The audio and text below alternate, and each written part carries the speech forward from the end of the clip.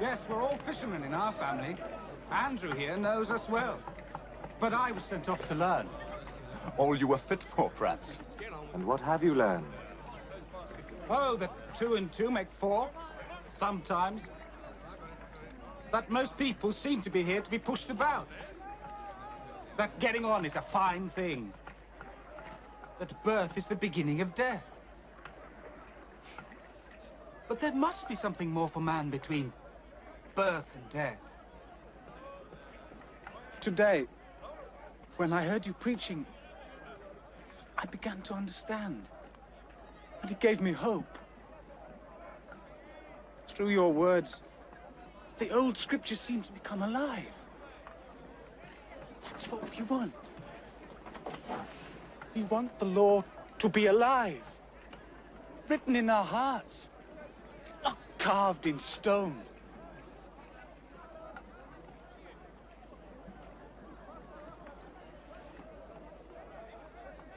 What is your name? John, son of Zebedee. John. Stay with us. Back! Back!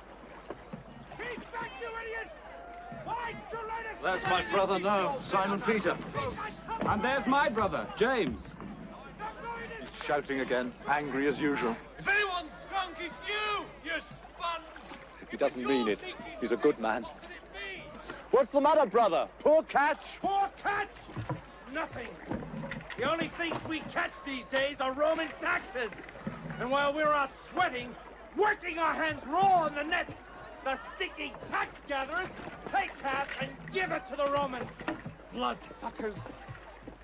Go, brother. Go and tell that leech, that two-faced tax collector of ours, Matthew, that if he wants more money out of me, to put some fish in the lake. Simon, this is the man I told you about. The man John spoke of.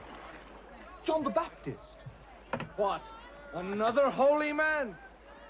Are you another of those that tell us to be patient and promise us better times will be ahead? What about now? What about our children? Who will fill their bellies? A lot of talk these days while we all starve. Find a holy man who can put an end to that. Then maybe I'll listen. Go out again. I shall come with you. We've just pulled in! Get the nets off the boat! Please, Simon, do as he says. Why do you always listen to these people? Who knows the lake better than I? Simon. Please. Please.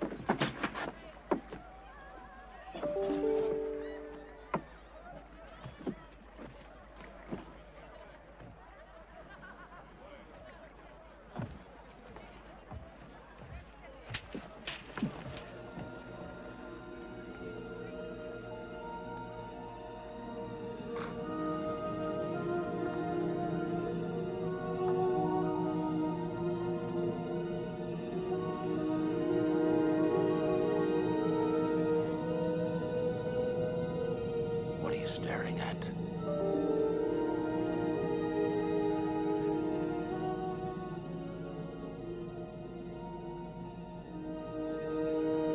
How?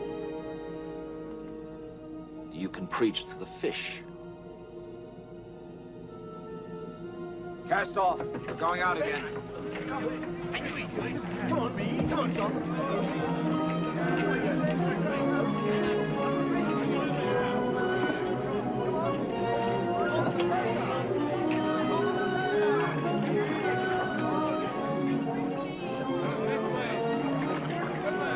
Oh, come on. Philip. Get on here.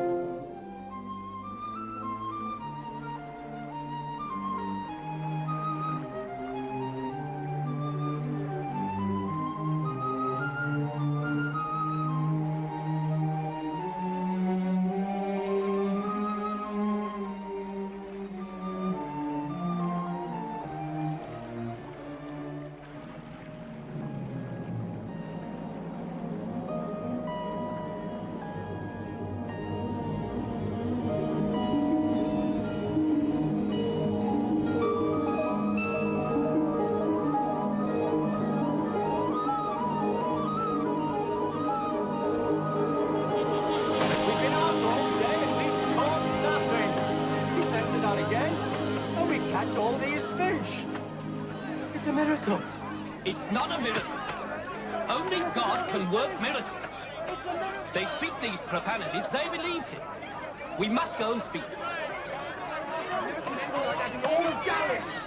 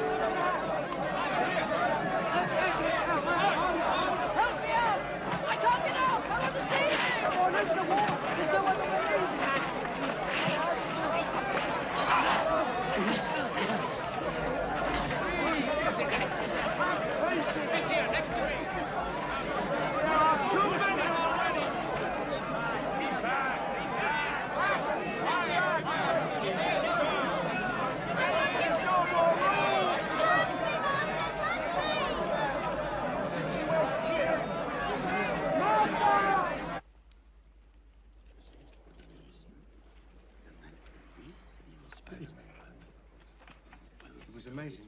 I've been fishing for 4 years, and I've never seen a catch so big. More.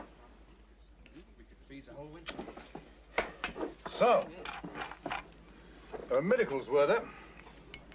And a big catch, inspired by a prophet. What's his name? Jesus? Get out. He's staying with Simon Peter. You know him, the fisherman? Do I know him? Yes. He owes me back taxes, doesn't he? Who? Yes. I've never been there, but my father says. Well, well, well. Well, if there's been a big catch, he can pay, can't he? The kingdom of heaven is like a treasure hidden in a field. A man finds it, and in his joy spends everything he has to buy that field. It's like a merchant in search of fine pearls. He finds one pearl of great value and sells everything to have that pearl. You're all fishermen. Well, the kingdom of heaven is like a net, a great net thrown into the sea. Suddenly it is filled. It's almost bursting. You have to call to the other boats to come and help. Everybody's working together. Happy, excited. It's a time for joy. For rejoicing in what God has freely given.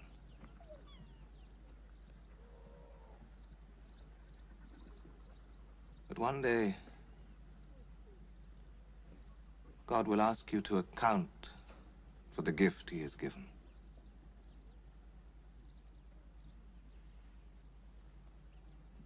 Be prepared.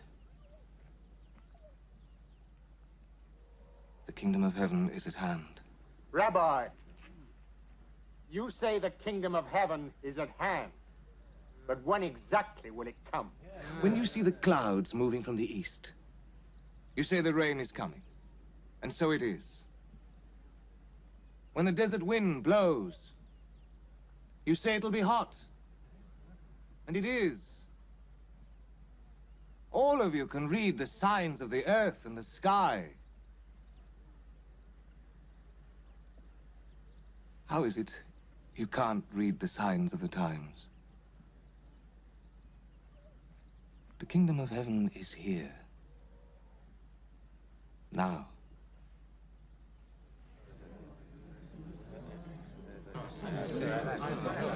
What's he doing here? That's Matthew, the tax collector. Get him out. Peter, your friend Matthew is here. Get out. You're defiling this house. Blood-sucking tax collector. No place for you here. Out of my house! You scum! Help! No, Simon, don't. I will not have Simon, it defiled by you! Simon. I hear you've had a big catch, Simon. We'll talk about it later, shall we? But what about this friend of yours? This new preacher or teacher or whatever he is. Am I not allowed to speak with him? Not in my house.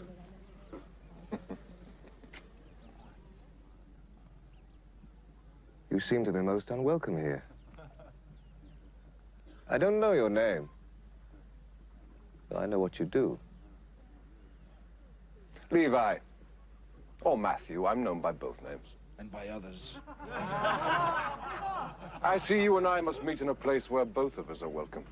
Is your own house far? Why do you ask? I should like to have supper with you tonight.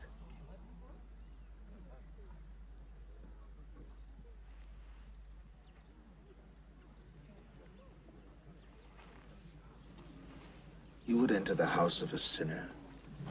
I would enter any house where I am welcome. Keep him good! Keep him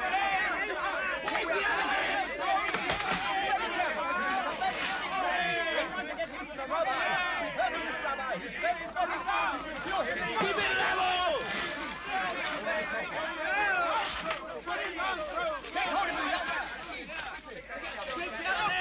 Wait! What are you doing? Be careful! This is my property! No! No, you mustn't!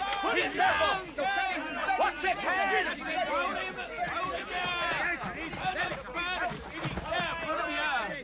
Help me. I've been this way for 20 years. It is the curse of God. Punishment for my sins and for my parents' sins.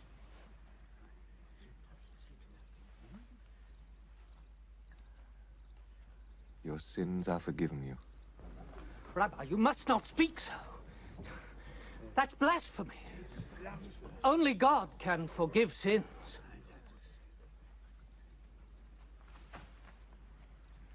Which of these is easier?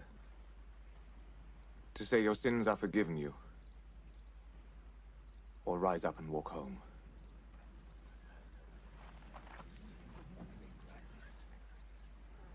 The Son of Man has the power to forgive sins.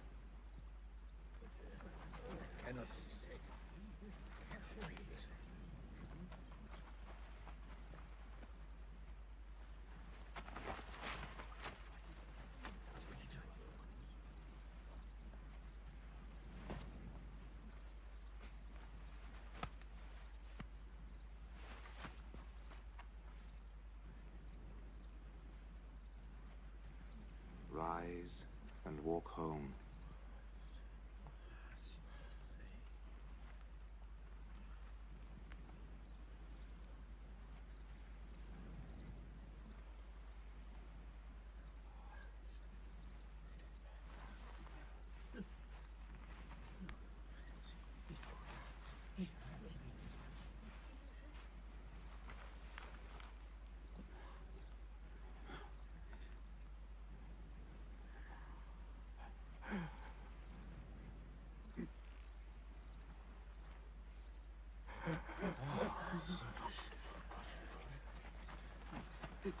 It's